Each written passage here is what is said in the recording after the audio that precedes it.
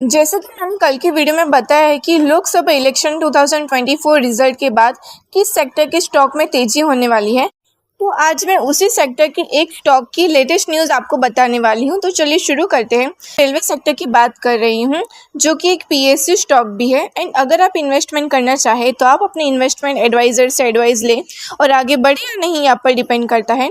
Multibagger Railway PSU's profit increased by 34% in Q4. Dividend declared 410% return in 1 year.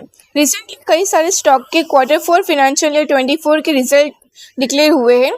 तो यहाँ ऐसे multibagger railway PSU stock के Q4 में 34% जितना प्रॉफिट बढ़ा है एंड साथ ही साथ डिविडेंड भी डिक्लेयर किया है।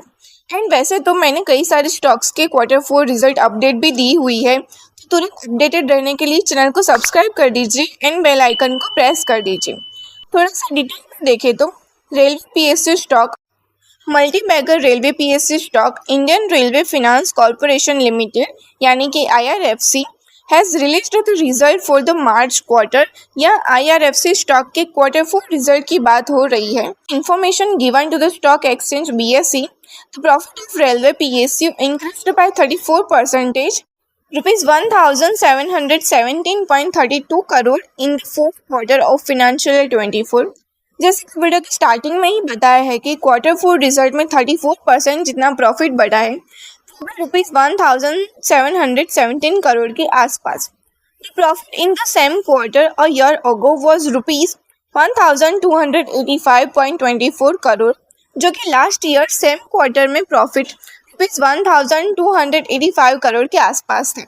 Revenue of mini ratna railway PSU increased by 1.73%, 6,473 crore in the March quarter compared to 6,193 crore in the same quarter last year.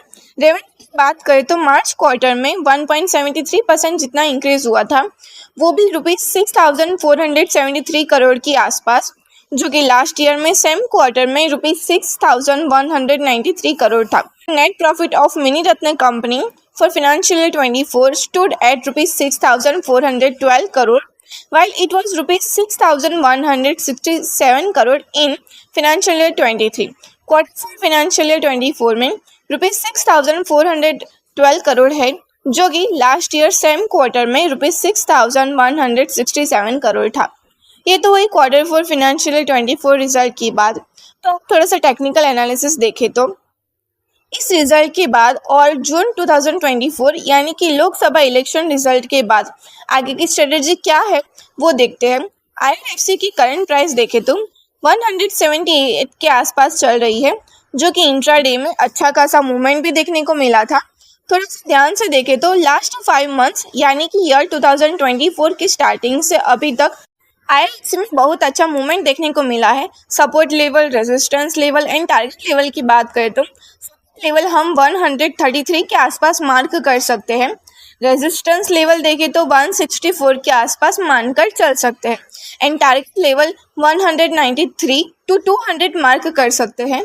Disclaimer, this is not investment recommendation, do your proper research before investing any of this things.